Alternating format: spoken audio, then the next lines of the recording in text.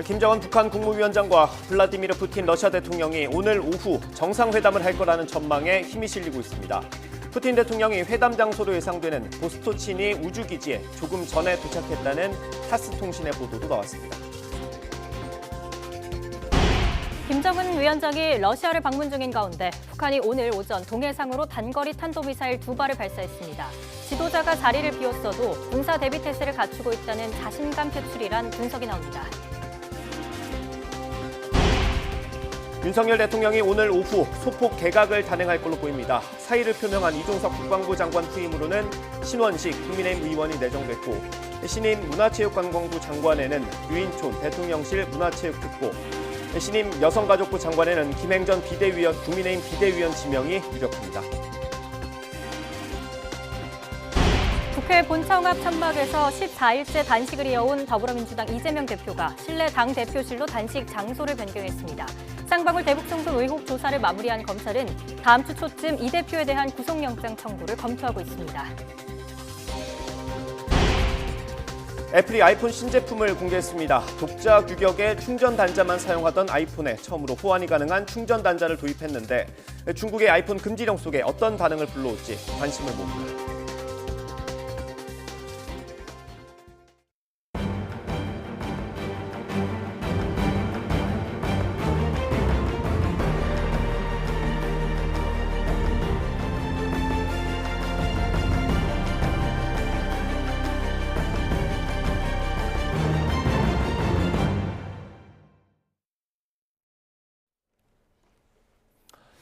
김정은 북한 국무위원장과 블라디미르 푸틴 러시아 대통령이 오늘 오후 보스토치니 우주기지에서 정상회담을 할 걸로 전망된다고 교도통신이 러시아 당국 소식통을 인용해서 보도했습니다. 이와 관련해 러시아 타스 통신은 푸틴 대통령이 아무르주 보스토치니 우주기지에 도착했다고 조금 전에 보도했습니다. 러시아 매체 RBK도 어제 김 위원장이 오늘 푸틴 대통령과 정상회담을 하고 오는 16일에는 세르게이 쇼이구 러시아 국방부 장관과 만날 거라고 전했습니다. 김 위원장은 회담을 마친 뒤 수호의 전투기 생산 공장도 방문할 걸로 알려졌습니다. 이번 북러 정상회담 장소로 유력하게 거론되는 보스토치니 우주기지는 러시아 우주산업의 중심 기지입니다. 북러 정상이 이곳을 선택한 이유도 있을 겁니다. 최두유 기자가 이걸 분석했습니다. 우주강국 러시아의 첨단 우주산업을 대표하는 보스토치니 우주기지. 러시아어로 동쪽이란 뜻을 지닌 보스토치니는 블라디보스토크에서도 1000km 넘게 이동해야 하는 깊은 내륙에 위치해 있습니다. 러시아가 카자흐스탄에 있는 바이코누르 우주기지에 대한 의존도를 줄이고 옛 소련 시절의 우주대국 위상을 되찾고자 새롭게 건설한 곳입니다. 2016년엔 위성을 실은 소유주 로켓을 처음 쏘아 올린 곳으로 당시 푸틴 러시아 대통령은 로켓 발사 장면을 지켜보며 러시아는 우주 발사 부문에서 세계의 선두라고 강조하기도 했습니다. 정상 간의 만남이 이뤄졌던 실제 사례도 있습니다. 지난해 4월 푸틴 대통령은 러시아의 형제국으로 친러 행보를 이어온 벨라루스의 루카셴코 대통령과 이곳에서 만났습니다. 최근엔 이곳에서 달 탐사선도 쏘아 올렸습니다. 지난달 러시아는 무인달 탐사선 루나 25호를 발사했지만 달 표면에 추락하면서 1976년 이후 47년 만의 달 탐사는 실패로 끝났습니다. 그런 역사가 있는 만큼 보스토치니 우주기지는 북러 군사협력 확대를 상징적으로 보여주는 곳으로 꼽힙니다. 특히 북한은 올해 들어 정찰 위성 발사에 2차례나 실패했고 다음 달 재발사를 공언한 상황. 북한은 북러 정상회담을 통해 러시아의 포탄 등 재래식 무기를 건네는 대신 러시아로부터 위성 관련 기술을 받아 실패를 만회할 절호의 기회로 삼을 것으로 보입니다. 김정은 국무위원장의 방러를 수행하는 북한 인사 가운데 당 과학 담당 비서인 박태성이 군사정찰 위성 개발을 총괄한다는 점도 이런 분석에 힘을 싣습니다. 정찰 위성 기술 획득을 북한은 굉장히 원하기 때문에 아마 그 우주센터 기지를 좀 보는 것만으로도 아마 좀 그런 효과가 있다. 아마 좀 그렇게 생각할 것 같습니다.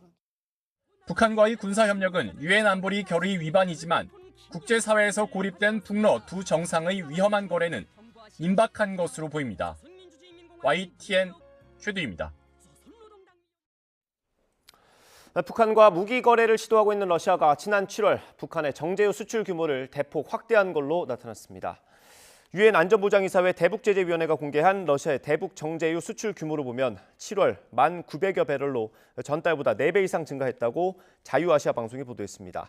7월은 북한의 전승절 열병식에 세르게이 쇼이구 러시아 국방장관이 참석하면서 북한과 러시아 간 무기 거래설이 나오던 시기입니다. 우크라이나 전쟁으로 재래식 무기 부족에 시달리는 러시아가 북한에서 포탄과 미사일 등을 받기 위해 환심을 사려고 정제유 공급량을 크게 늘린 게 아니냐는 관측이 나오고 있다고 방송은 전했습니다. 북러 정상회담을 앞두고 미국 정부는 북한이 러시아에 무기를 제공하면 응분의 조치를 취하겠다고 경고했습니다. 다음 주엔 미국 상무부의 고위급이 우리나라를 방문해 이런 문제에 어떻게 대응할지 논의할 걸로 보입니다. 워싱턴에서 권준기 특파원의 보도입니다. 돈 그레이브스 미국 상무부 부장관은 다음 주 한국 방문 계획을 공개하며 수출 통제 문제를 놓고 한미 공조를 강화하겠다고 밝혔습니다. 러시아가 전쟁에 쓰이는 기술과 물자를 얻기 위해 수출 통제를 회피하고 있다며 무엇보다 이를 저지하는 데 집중하겠다고 강조했습니다. 김정은과 푸틴의 무기 거래에 대한 대응을 협의하겠다는 겁니다.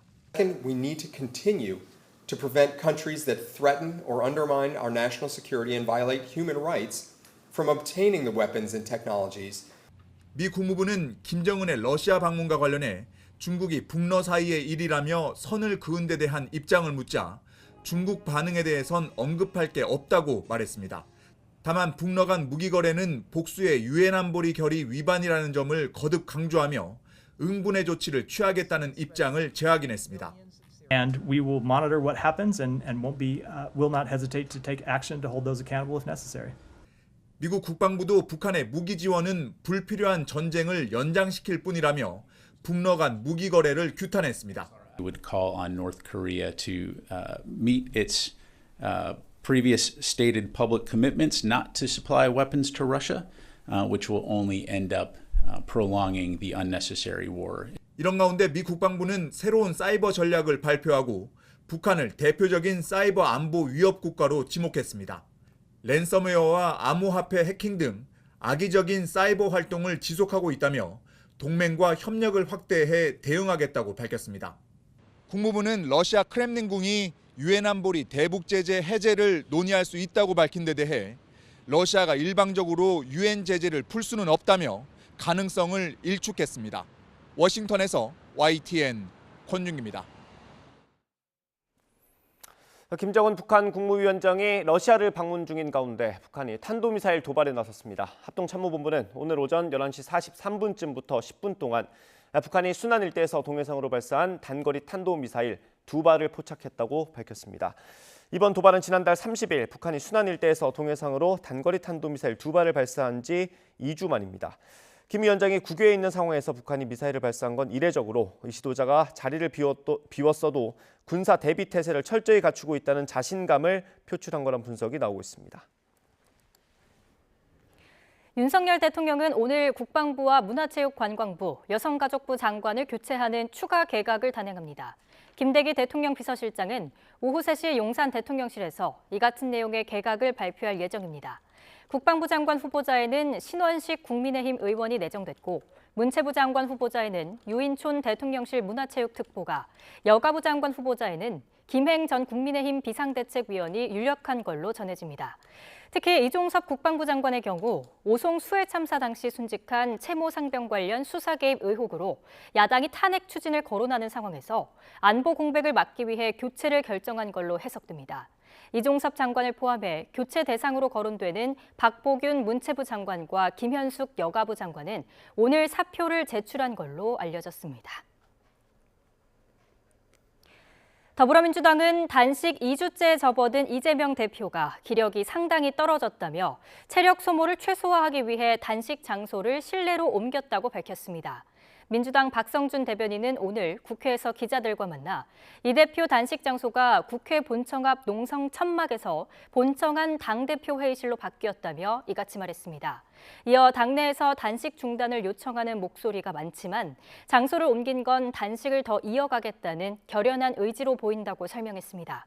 박 대변인은 또 이 대표 단식과 관련해 악의적 보도들이 이어지고 있어 정정보도 청구나 법적 대응 검토 등 적극 대응이 필요하다는 언급이 최고위에서 나왔다고 덧붙였습니다. 국민의힘 김기현 대표가 오늘 박근혜 전 대통령을 예방합니다. 김 대표는 오후 4시 반 박대출 정책위 의장, 구작은 당대표 비서실장과 함께 대구 달성군 사저에서 박 전 대통령을 만날 예정입니다. 박 전 대통령 측근인 유영하 변호사도 배석할 걸로 알려졌습니다. 박 전 대통령이 지난 2021년 특별 사면으로 석방된 이후 국민의힘 지도부와 만나는 건 이번이 처음입니다.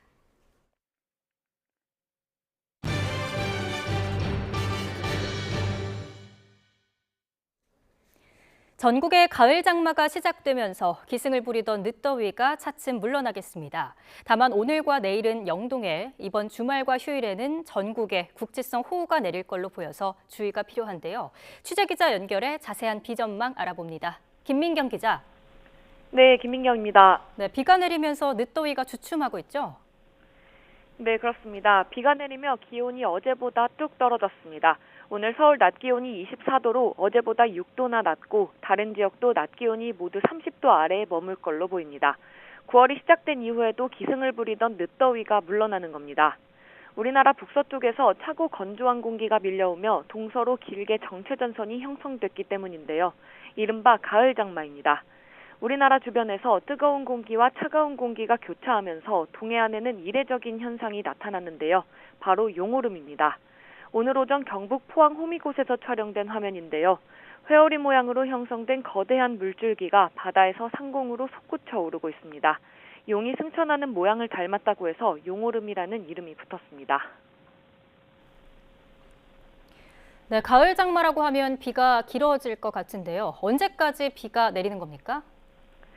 네, 우선 오늘 내리는 비는 내일 오전까지 이어지겠습니다. 현재 강원 영동과 전남 완도에는 호우주의보가 내려져 있는데요. 내일까지 강원 영동에는 최고 100mm 이상, 충청과 호남, 영남에 많게는 70mm 이상, 수도권에도 10에서 60mm의 비가 내리겠습니다. 하지만 모레부터 다시 비가 시작돼 휴일까지 사흘간 이어질 걸로 보이는데요. 강수량이 예보되지는 않았지만 주말과 휴일에는 국지성 호우가 내리는 곳도 있을 걸로 보여 각별한 주의가 필요합니다. 기상청은 다음 주 초까지는 가을 장마의 영향권에서 날씨의 변동성이 크겠다고 전망했습니다. 지금까지 문화생활과학부에서 YTN 김민경입니다. 올가을에는 늦더위가 나타나면서 첫 단풍 시기가 예년보다 2일에서 5일가량 늦춰질 거로 보입니다. 다만 일교차가 무척 커지면서 단풍의 색은 예년보다 더 고울 걸로 전망되는데요. 정혜은 기자가 취재했습니다.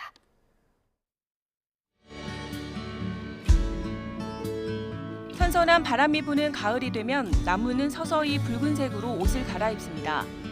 1년 중 산이 가장 화려해지는 시기, 가을 단풍이 시작되는 겁니다. 하지만 올해 단풍은 예년보다 조금 늦게 찾아올 것으로 보입니다. 가을 더위로 산의 20%가 물드는 첫 단풍 시기가 예년보다 2일에서 5일가량 늦어질 것으로 전망되기 때문입니다. 단풍의 시작 시기는 9월과 10월 기온에 좌우되는데 보통 기온이 낮을수록 빨라집니다. 올해는 늦더위가 길게 이어지면서 단풍의 시작 시기도 예년보다 다소 늦춰질 것으로 전망합니다. 전국에서 가장 먼저 단풍을 볼 수 있는 곳은 강원도 설악산입니다. 예년보다 이틀 늦은 이달 29일 첫 단풍이 들겠습니다. 이어 북한산은 10월 18일, 팔공산 10월 20일, 지리산 10월 15일, 내장산 10월 20일, 한라산은 10월 17일에 단풍이 들 것으로 보입니다. 단풍 절정기는 산의 80%가 단풍이 들었을 때로 첫 단풍 이후 약 2주 정도 뒤에 나타납니다. 올해 설악산은 10월 20일, 북한산 10월 29일, 아기 단풍으로 유명한 내장산은 11월 4일쯤 예년보다 1일에서 4일 늦게 단풍이 절정을 이루겠습니다. 다만 올해는 일교차가 크게 날 것으로 보여 유난히 짙고 고운 단풍을 감상할 수 있을 전망입니다. YTN 정혜윤입니다.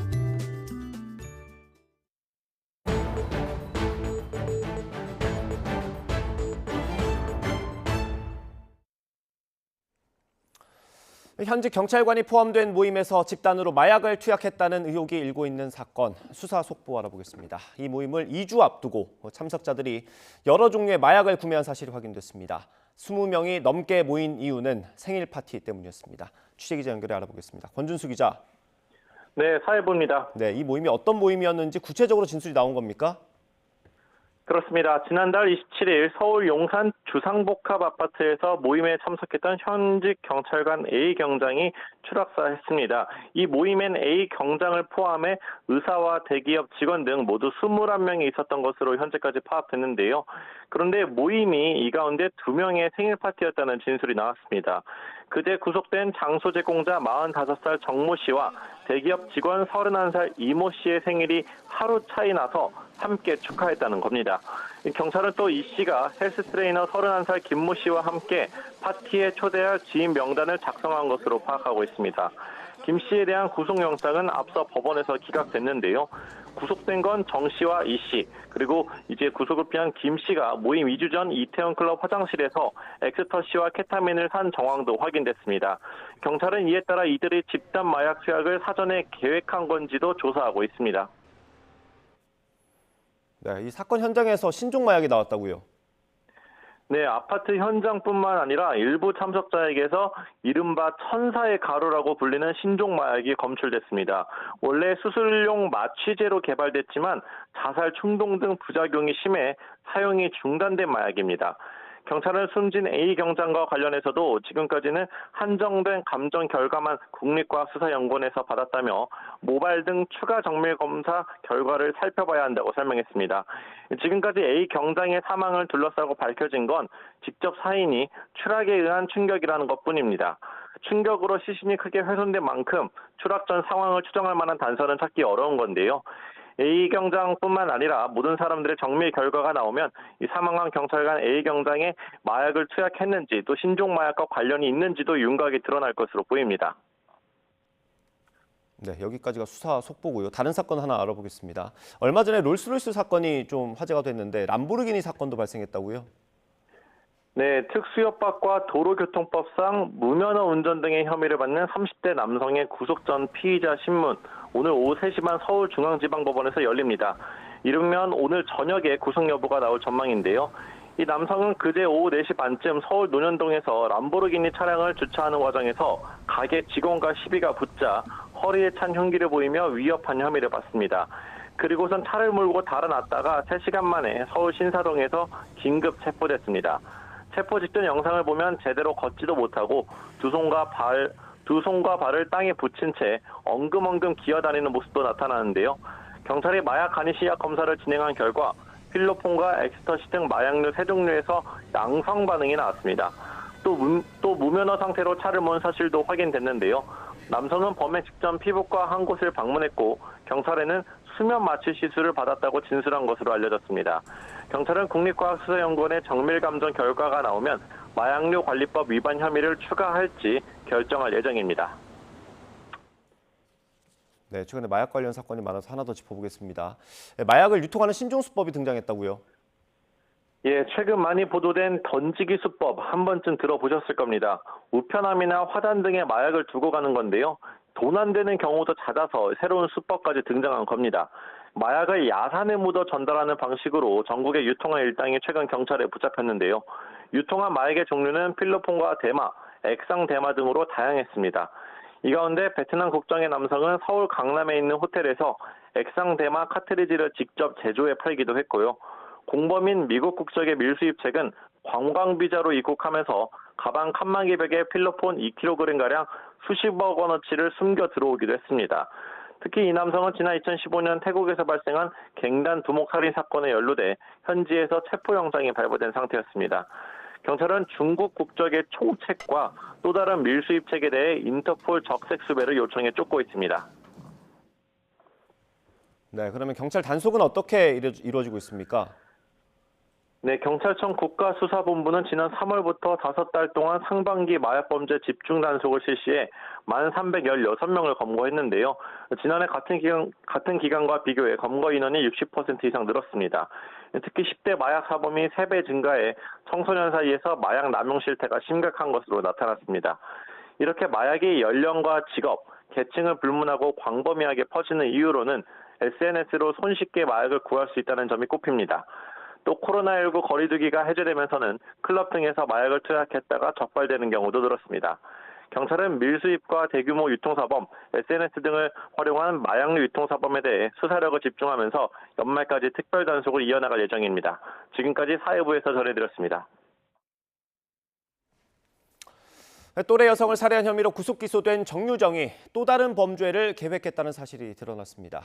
불과 범행 사흘 전에도 중고거래 앱으로 만난 사람을 살해하려고 했다는 사실이 경찰의 추가 수사로 확인됐습니다. 차상은 기자입니다.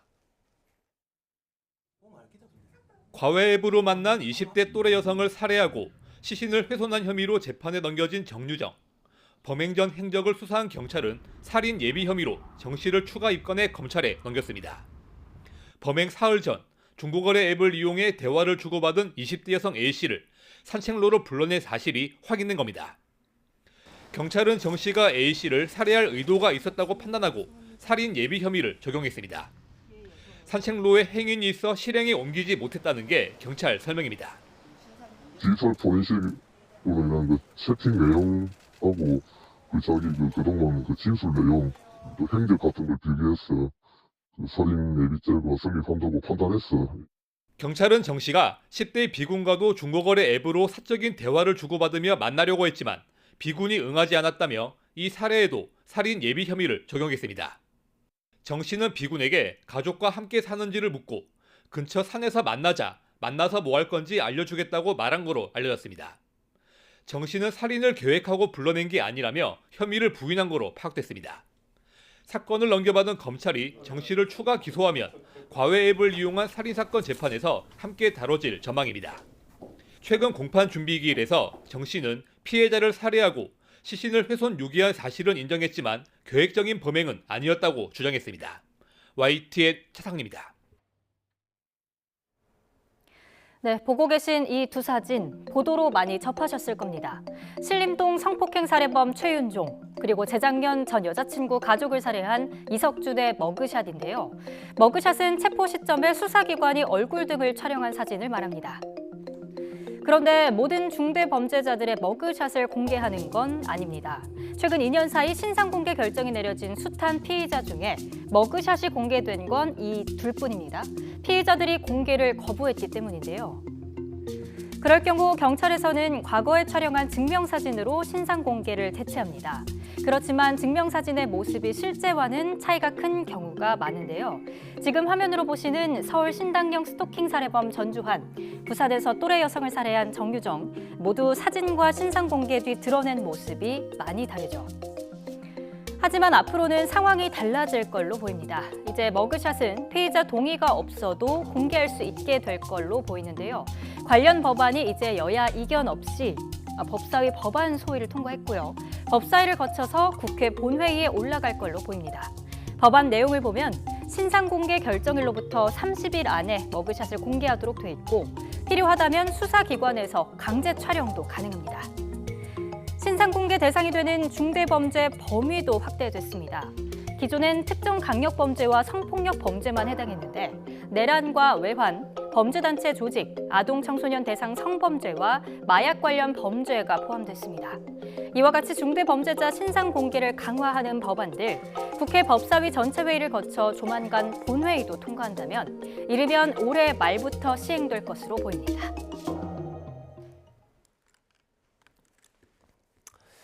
최근 필리핀 현지에 있는 카지노 리조트 전직 대표 등이 국내에서 재판을 받고 있습니다. 도박 공간을 불법으로 개설한 혐의입니다. 그런데 이 리조트가 최근 다시 주목되는 대규모 펀드 사기, 라임 사태와 연계돼 있습니다. 당시 횡령한 돈이 리조트 매입 자금으로 쓰였고 주범 가운데 한 명인 김영홍이 이곳을 중심으로 수년째 도피 생활을 이어가고 있습니다. 취재기자 연결합니다. 지환 기자. 네, 전국부입니다. 네, 좀 사건 흐름을 짚어봐야 될 것 같습니다. 논란이 되는 필리핀 리조트가 어디입니까? 네, 우리가 많이 가는 필리핀 유명 관광지죠. 이 세부에 있는 이슬라 리조트라는 곳입니다. 이 리조트가 유명세를 치는 게 내부에 카지노가 있습니다. 게다가 우리나라 사람이 만들었는데요.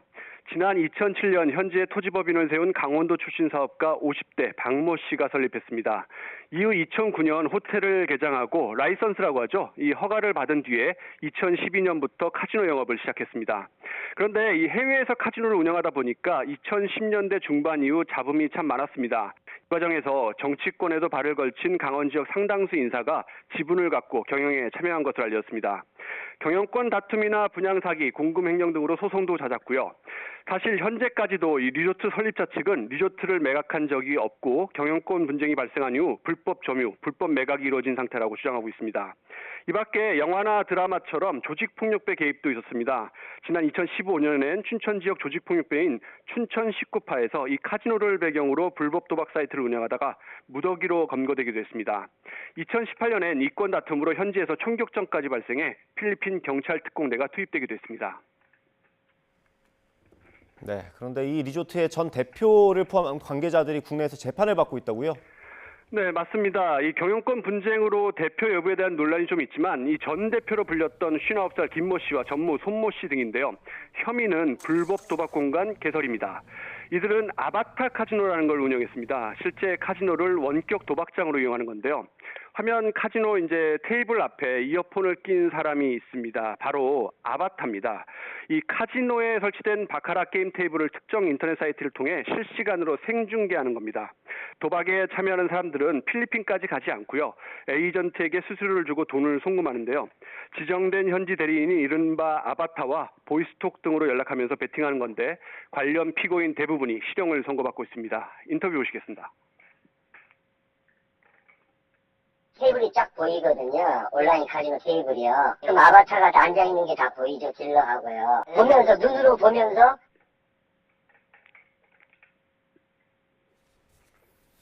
네, 근데 이 필리핀에 있는 카지노 리조트랑 라임 사태가 무슨 관련이 있는 겁니까?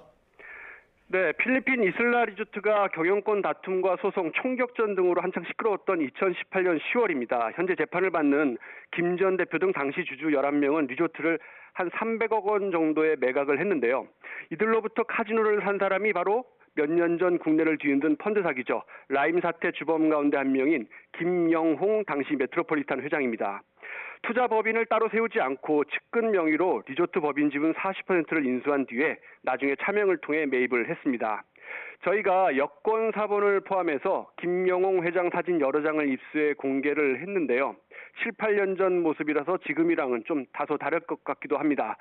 네, 김영홍 회장은 대법원에서 징역 20년형이 확정된 이종필 전 라임 부사장으로부터 펀드 자금 가운데 최소 3,500억 원을 넘겨받은 것으로 알려진 인물입니다. 일각에서는 그 금액이 6천억 원대에 달한다는 주장도 있는데요. 이 돈으로 앞서 말씀드린 이 필리핀 이슬라 리조트를 포함해서 캄보디아 리조트, 서초구 오피스텔 개발, 맥주 수입 사업 투자 등을 주도했습니다. 김영홍 회장은 라임 펀드 환매 중단 직후 출국 금지가 걸리지 않은 틈을 타서 바로 베트남으로 간 뒤 다시 필리핀으로 넘어간 것으로 알려졌는데요. 김 회장 친인척이 리조트를 점유한 상태에서 지금까지 도피 생활을 이어가고 있습니다. 정리하면 이 소송 등으로 권리 분쟁이 심각해진 이 매각이 어려웠던 이 필리핀 카지노 리조트를 라임으로부터 자금을 받은 김영홍 회장이 한 번에 매입을 했고 현재는 이곳이 김 회장의 도피 장소와 자금 공급처로 활용되고 있는 겁니다. 인터뷰 들어보시겠습니다. 어차피 이제 그 은신처를 제공하게 된 거고, 그리고 원래 라임 돈이 들어오는 걸 알고 있었습니다. 필리핀 어쨌든 카지노 리조트는 다 우리 라임 돈인 거죠? 네, 그렇습니다. 100% 다 라임 돈입니다. 네, 이 라임 사태는 사실 최근 정치권에서도 좀 논란이 많이 있었습니다. 김영홍 회장에 대한 수사는 진전이 없습니까? 네, 금융감독원이 최근 이 사모펀드 사기 사건 재조사를 진행을 했죠. 이 라임 사태와 관련해서는 2천억 원대 추가 횡령 혐의가 있다고 결과를 발표하면서 정치권 논란으로 이어지고 있는데요. 검찰 역시 횡령 자금은 물론 이 필리핀 리조트 판매 대금 등을 수사하며 정치권 연관 여부 등을 들여다보고 있습니다. 지금까지 이 불거진 혐의 가운데 상당 부분이 도주 중인 김영홍 회장이 주도하거나 직간접적으로 개입한 것으로 알려졌는데요. 김 회장에 대한 수사는 안타깝게도 아무 진전이 없습니다. 국적을 버린 상태에서 처음 수배가 떨어진 게 2019년 10월인데요. 인터폴 적색 수배까지 등급이 올라갔지만 마닐라 등에 있다는 제보만 간간히 이어질 뿐 여전히 구체적인 행방을 찾지 못하고 있습니다. 사실 라임 횡령 수사건은 물론 불법 도박 공간 개설 등으로 이미 수십 명 넘는 관련자들이 수사 또는 재판을 받고 있는데요. 해외 카지노로 숨어 들어간 것으로 보이는 사기 사건 몸통 가운데 한 명인 김영홍은 4년이 되도록 여전히 소재조차 찾지 못하면서 이를 둘러싼 논란도 의혹으로만 남아있는 상태입니다. 지금까지 전국부에서 YTN 지환입니다. 네, 조금 전에 들어온 소식 전해드리겠습니다. 저희가 앞선 뉴스에서도 계속 전해드렸는데 김정은 북한 국무위원장과 푸틴 러시아 대통령이 보스토치니 우주기지에서 대면했다는 소식이 들어왔습니다. 지난 2019년에 이어서 4년 5개월 만에 대면입니다. 다시 한번 전해드립니다. 김정은 북한 국무위원장과 푸틴 러시아 대통령이 보스토치니 우주기지에서 대면했다는 소식이 들어왔습니다. 정상회담이 이 우주기지에서 있을 거라는 외신 보도가 있었고요. 실제로 지금 만난 걸로 보도가 나오고 있습니다. 김정은 위원장은 지난 10일 저녁 평양에서 전용 열차를 타고 출발했습니다. 그리고 12일 어제죠. 아침 7시쯤 북한과 러시아 접경에 있는 하산역에 도착한 모습이 포착되기도 했습니다. 당초에는 우스리스크에서 블라디보스토크로 내려올 거란 추측이 있었지만 실제로는 김정은 위원장의 전용 열차는 북쪽으로 올라갔습니다. 그래서 보스토치니 우주기지에 도착했고요. 지금 푸틴 대통령과 대면했다는 소식이 들어왔습니다. 이번에 김정은 위원장은 러시아에 포탄 같은 재래식 무기를 제공하고 첨단 기술을 요청할 가능성이 높은 상황입니다. 수행단의 명단만 봐도 그런 것이 추정이 가능하고요. 수행단 명단으로는 최선희 외무상 그리고 군 서열 1, 2위인 리병철 당 중앙군사위원회 부위원장 그리고 박정천 당 군정지도부장이 이번 김정은 위원장의 러시아 방문 일정에 동행했습니다. 다시 한번 전해드리겠습니다. 북한 김정은 국무위원장이 푸틴 러시아 대통령과 대면했다는 소식이 들어왔습니다. 조만간 미국의 반응도 들어올 수 있을 것 같습니다. 들어오는 대로 다시 한번 전해드리도록 하겠습니다.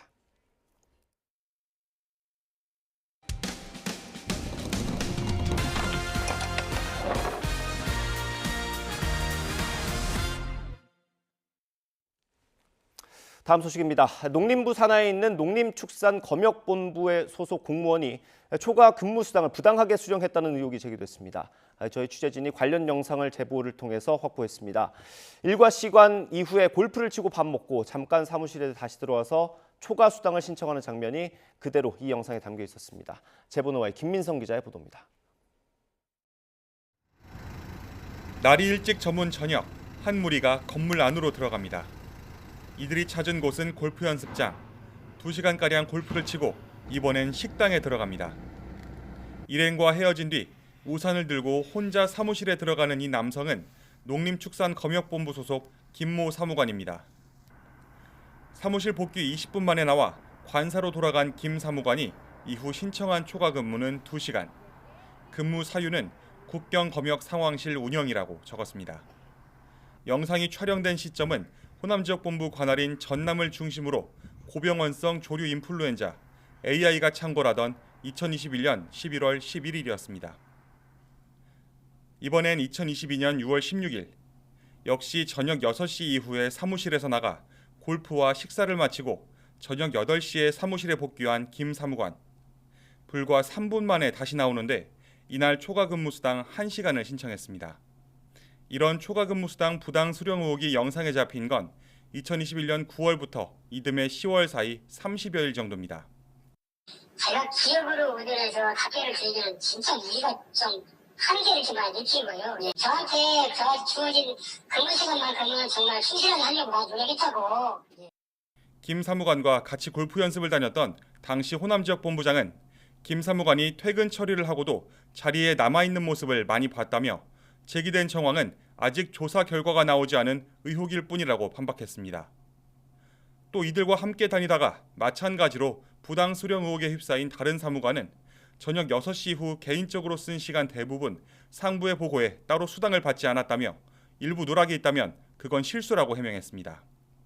공무원이 초과 근무 수당을 부당 수령할 경우 그 금액과 비위의 정도, 과실 여부에 따라 최대 파면도 될 수 있습니다.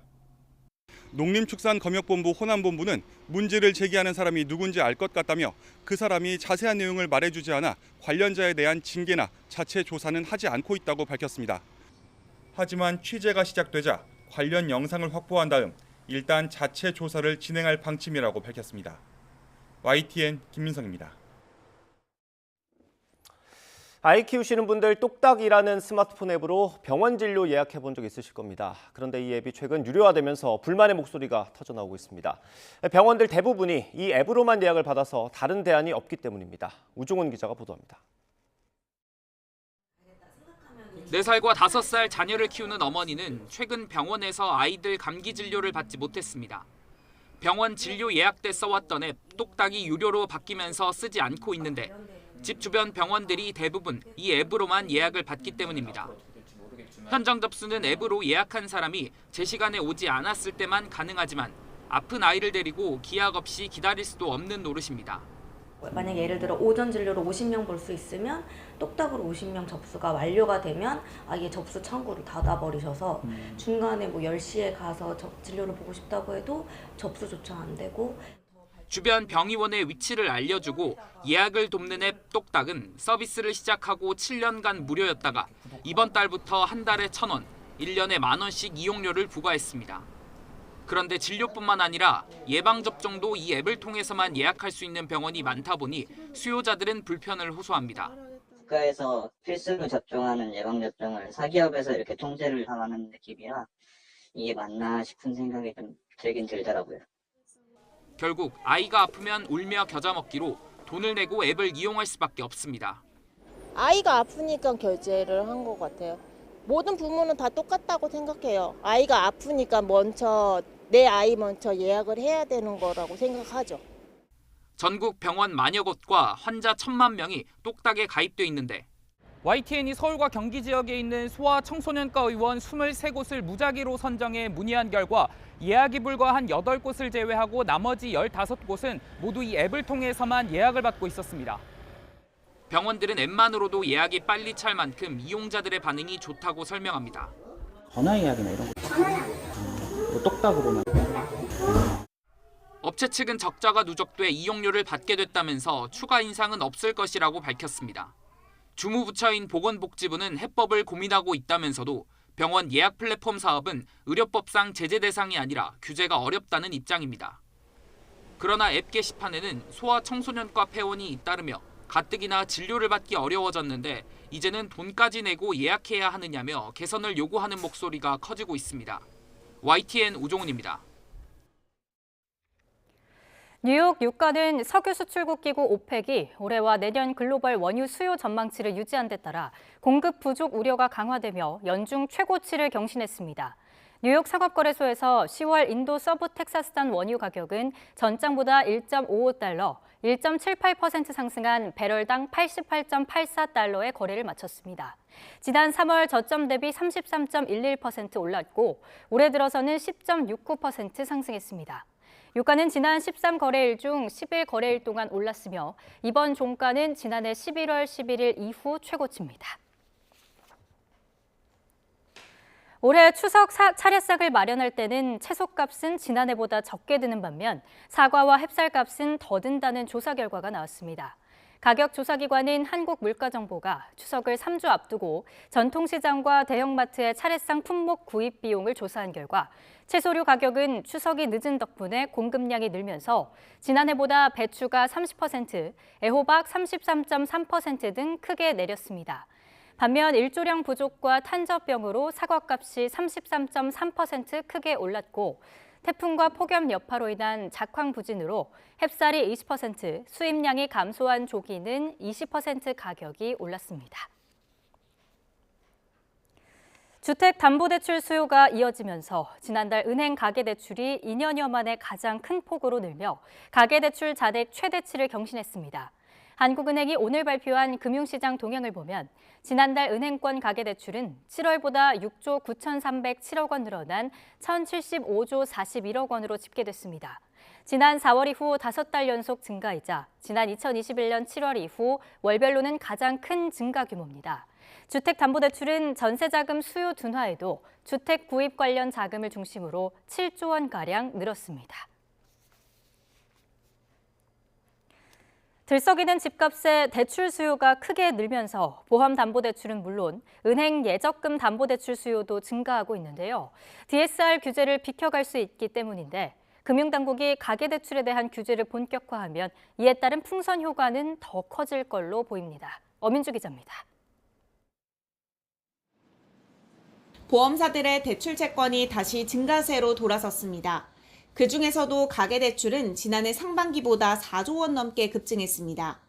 특히 그동안 낸 보험료를 담보로 돈을 빌리는 보험계약 대출이 가장 많이 늘었습니다. 비교적 고금리지만 별도의 심사가 없는 데다 DSR 산정 대상도 아니다 보니 급전 마련 수단으로 이용된 겁니다. 은행 예적금 담보대출도 꾸준히 늘어 4대 시중은행의 예적금 담보대출 잔액이 2조 원을 돌파했습니다. 역시 대출액이 DSR에 포함되지 않아 DSR 초과로 신용대출 한도가 부족한 차주들에게 인기가 높습니다. DSR 규제를 피하려는 수요가 담보대출 증가세로 이어지고 있는 겁니다. 실제로 금융당국은 DSR 우회 수단인 50년 만기 주택담보대출이 가계부채 주범으로 떠오르자 규제를 예고하며 가계 빚 줄이기에 안간힘을 쓰고 있습니다. 앞으로 이런 추세가 너무 급격히 늘어나면 부담이 되기 때문에 저희가 이제 DSR 관리라든가 여러 가지 방법을 통해서 가계부채가 급등하는 그런 문제가 없도록 관리해 나가겠습니다. 그러나 금융당국이 규제안을 내놓더라도 들썩이는 대출 수요를 가라앉힐 수 있을지는 미지수입니다. 오히려 당장 풍선 효과가 커질 수 있다는 지적이 나옵니다. 경기 변동에 민감한 것들이고 오히려 이제 경기가 어려우면서 돈을 쓰려는 사람들이 이제 생활비를 마련하고자 쓰려는 사람들이 많기 때문에 앞으로도 향후 좀 지속적으로 늘어나지 않을까 이렇게 생각하고 있습니다. 각종 민생경제 지표가 좀처럼 개선되지 않는 상황에서 가계 빚을 줄여야 하는 금융당국의 고심이 깊어지고 있습니다. YTN 어민주입니다. 네, 조금 전에 속보로 전해드린 것처럼 북한 김정은 국무위원장이 러시아 보스토치니 우주기지에 도착해서 조금 전 러시아 푸틴 대통령과 대면한 걸로 전해졌습니다. 전문가 연결돼 있습니다. 김동엽 북한대학원대학교 교수 연결돼 있습니다. 나와 계십니까? 예, 안녕하십니까? 네, 일단 많은 전문가들이 이번에는 한 차례 만나는 거 이상으로 두 차례, 세 차례 이렇게 만날 거란 전망도 하더라고요. 그만큼 격식을 갖출 거라는 전망이 있던데 교수님은 어떻게 보세요? 여러 차례 만날 가능성도 있지만은 저는 일단 우주기지에서 한 차례 정상회담을 가지고요. 예. 그 이후에 어떤 다른 지역, 공장일 수도 있고 군수 공장일 수도 있고 또 근처에 그 코스몰 소위 전투기 생산 공장이 또 있거든요. 하바롭스크주에. 그러니까 거기에 같이 갈 수도 있습니다. 그렇기 때문에 정상회담 자체는 한번 할 가능성이 있지만 다른 몇 군데를 동행을 하고 이럴 가능성도 좀 있다고 봐야 되겠지요. 어떤 현장 방문 일정에 두 정상이 같이 갈 가능성도 있다고 보시는 거고요. 예, 그렇게 가능성도 있겠죠. 이 우주기지가 러시아한테는 굉장히 의미가 있는 곳인데 북한이 여기에서 정상회담을 하는 것도 큰 의미가 있다고 볼 수 있습니까? 아무래도 다른 것이 아니라 이렇게 우주기지에서 했다는 것은 최근에 북한의 인공위성 발사와 관련이 전혀 없지는 않을 겁니다. 그렇다고 해서 이번에 발사한 이번에 그 우주기지에서의 정상회담을 한 것 자체를 너무 북한과 러시아의 어떤 인공위성에 관련된 어떤 협력 이런 것으로 이제 국한시키기보다는 우주기지라는 측면에서 놓고 보면 조금 더 미래적인 측면으로 또 좀 포괄적인 측면으로 봐야 될 것 같습니다. 단순히 어떤 군사라든가 우주적인 협력을 넘어서서 러시아와 북한의 대단히 미래적인 차원에서 있던 국가 간의 관계의 어떤 격상 이런 쪽으로 좀 포괄적인 어떤 차원이 높은 그 정상회담 이런 것들을 만들기 위해서 장소를 우주기지로 한 것이 아닌가라고 상상할 수도 있겠지요. 예, 지금까지의 흐름을 보면 전쟁을 치르고 있는 러시아가 북한에 좀 공을 많이 들인 것처럼 보이거든요. 예, 그 4년 전에 두 정상이 만났을 때는 사실 성명이나 이런 건 나오지 않았었잖아요. 이번에는 공동 발표, 성명 이런 게 나올 수 있다고 보십니까? 충분히 그럴 가능성이 높다고 저는 생각을 합니다. 이번 것이 북쪽에서 따라간 사람들을 놓고 본다고 한다면 군사 협력에 분명히 좀 초점이 맞춰 있는 것이긴 사실이지만 단순히 이것이 어떤 무기의 거래만을 가지고 정상회담을 했다고 생각되지 않고요. 최근에 어떤 우크라이나 사태도 존재하지만 또 북한이 갖고 있는 어떤 경제적인 문제라든가 여러 가지 또 문제가 있지 않습니까? 여기에 또 한 가지 중요한 것은 최근에 있었던 그 캠프 데이비드에서의 어떤 한미 군사 협력도 강화되는 측면이 있고요. 여러 가지 측면에서 그거의 어떤 반작용으로서 캠프 데이비드의 어떤 반작용으로서 북러 간에 충분한 어떤 그 군사적인 어떤 협력 이상을 넘어선 국가 차원에서의 어떤 공동성명 이런 것들이 나올 가능성이 있다고 생각을 합니다. 예, 지금 뭐 우리 정부도 마찬가지고요. 미국까지 각국이 지금 우려하고 있는 것이 북한이 재래식 무기를 내주고 첨단 기술을 요구할 수 있다는 부분 아니겠습니까? 그게 예. 어느 정도까지 합의에 이를 수 있다고 보세요?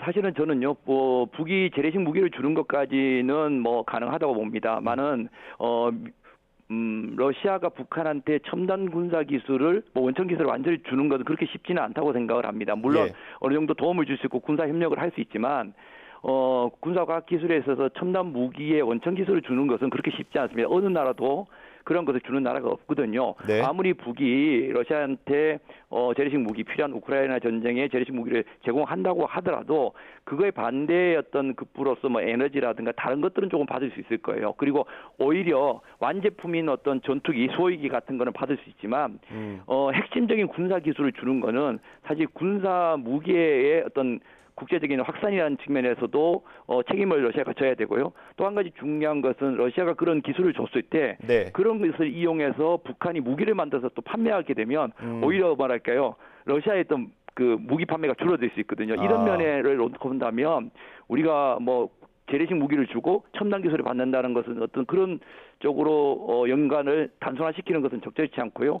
오히려 그 무기 거래 수준을 넘어서서 무기를 주고 다른 어떤 국가 간의 어떤 뭐랄까 에너지라든가 다양한 측면에서 어떤 북한과 러시아 간의 격상되는 이런 것들을 좀 상상해 보는 게 좋지 않을까라고 생각이 됩니다. 그러면 북한이 지금 대북 제재 때문에 받지 못하는 그런 것들을 러시아에 요구할 수도 있다 이렇게 보시는 거군요. 아무래도 그 포괄적으로 보면 중국과의 관계에서 받을 수 있는 것도 있고요. 뭐 중국과는 잘 되고 있는 상황이라고 보고 있고요. 그걸 추가해서 최근에 러시아가 조금 다급하지 않습니까? 무기나 이런 것 때문에 그런 것을 전략적으로 전술적으로 뭐랄까 북한이 잘 활용했다고 표현할까요? 외교적으로 그렇게 하면서 손을 내민 러시아의 손을 잡고 필요한 것도 받아들이는 그러면서 최근에 뭐 한미일 군사협력이나 이런 것들을 로 만들어진 어떤 신냉전 구조라든가 동북아에서 이런 것들에 대응하기 위한 어떤 북러 관계의 어떤 격상이라고 하죠. 이런 것까지 생각하는 좀 대단히 전략적인 외교적인 어떤 그 방러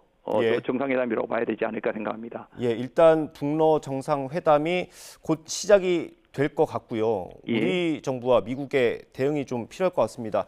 미국 상무부의 고위 관계자가 뭐 다음 주에 온다고 하는데 어떤 방안들을 논의할 수 있겠습니까? 아무래도 뭐 이제까지 했던 뭐 제재 이야기가 또 나오지 않을까라고 생각이 됩니다만은 사실 러시아도 마찬가지 전쟁을 이미 해서 많은 제재를 받고 있고요. 북한에 관련된 제재는 이미 오래전부터 많은 제재를 하고 있는 상황에서 사실 이제 최근 들어와서 우크라이나 전쟁이 벌어지고 또 미중의 갈등 구조 속에서 대북 제재도 실제적으로 유엔 제재도 사실 어떻게 제대로 작동하지 않고 있거든요. 그런 측면에서 이미 뭐 러시아도 마찬가지고 북한도 마찬가지고 뭐 미국의 독자적인 제재든 또 우리의 제재든 이런 것들이 실제로 실효성이 과연 있는가에 대한 문제가 있습니다. 그래서 분명히 제재에 관련된 문제라든가 이런 어떤 경제적인 어떤 거에 대한 무슨 조치들이 분명히 나오지만 과연 그런 것들을 통해서 뭐 북한이나 러시아가 굴복을 한다든가 그 제재의 효과가 있을지에 대한 거는 조금 더 생각해 봐야 되지 않을까라고 생각을 합니다. 예, 알겠습니다, 교수님. 사실 급하게 전화드렸는데 인터뷰해 주셔서 감사합니다. 지금까지 김동엽 교수였습니다. 감사합니다. 예, 감사합니다. 서울 등 전국 곳곳에 더위를 식히는 가을비가 내리고 있습니다. 현재 서울 기온은 23도로 아침에 비해 크게 오르지 못하고 있고요. 어제보다 6도나 낮아 무척 선선하게 느껴지고 있습니다. 다만 이렇게 기온이 크게 떨어지면 감기 등 호흡기 질환에 걸릴 위험성이 무척 큽니다. 나오실 때는 우산과 함께 겉옷 챙기셔서 체온 조절 잘 해주시기 바랍니다. 현재 레이더 화면부터 살펴보도록 하겠습니다. 전국 대부분 지역에 비구름이 분포하고 있습니다. 특히 동풍의 영향을 받는 영동에는 호우주의보가 내려진 가운데 시간당 10mm 안팎의 다소 강한 비가 집중되고 있는데요. 이 지역은 내일 새벽까지 벼락과 돌풍을 동반한 국지성 호우가 이어지겠습니다. 내일까지 영동에 최고 100mm 이상, 충청과 호남, 영남의 많게는 70mm 이상, 수도권에도 10에서 60mm의 비가 예상됩니다. 오늘 낮 기온은 늦더위가 물러나면서 어제보다 3에서 6도가량 낮겠습니다. 서울 24도, 광주 26도, 대구 27도에 머물겠습니다. 내일은 비가 오전까지 이어지다가 오후에는 소강 상태를 보이는 곳이 많겠습니다. 하지만 금요일 다시 비구름대가 유입되면서 휴일까지 전국에 비가 내렸다 그치기를 반복할 전망입니다. 오늘 비가 내리는 지역에서는 가시거리가 짧아지고 도로가 많이 미끄러울 것으로 보입니다. 보행자와 운전자 모두 교통안전에 각별히 유의하시기 바랍니다. 지금까지 YTN 원희다입니다. 이상으로 뉴스 앤 이슈 마치겠습니다. 잠시 뒤에 더 뉴스가 방송됩니다. 시청해주신 여러분 고맙습니다.